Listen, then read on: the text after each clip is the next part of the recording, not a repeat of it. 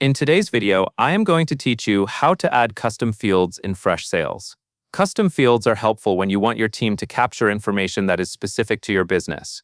Instead of forcing everyone to use only the default fields, you can add your own labeled fields and configure them to match your workflow. To get started, log into your Freshsales account. Make sure you are using the correct account that has admin access, since these settings are managed inside the administration area. After you log in, take a moment to familiarize yourself with the layout.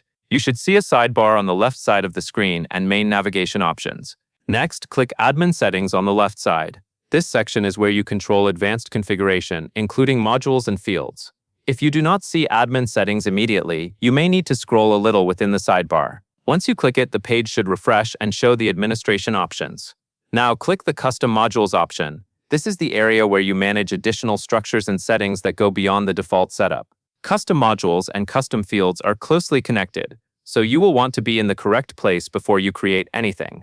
When you select custom modules, look for a list or area that shows your modules or provides an option to choose one. Then click the module that you want to add custom fields to. After you select the correct module, you will see a place to enter the module name. Type the module name you want, and then click Save. This step ensures that Freshsales recognizes the module correctly, so your custom field will be attached to the right place.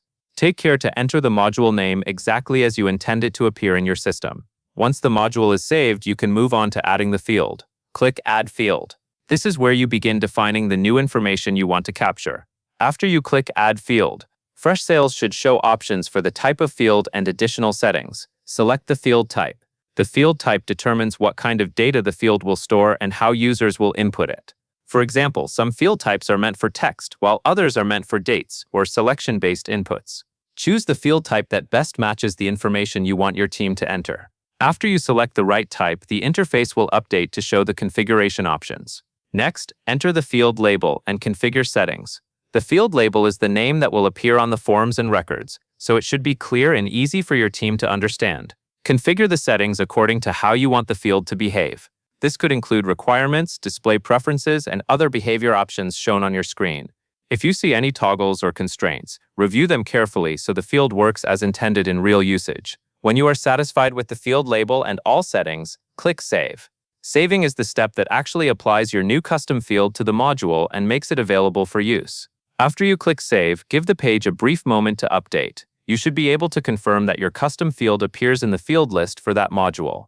And that covers everything you need to know. And that is all there is to it.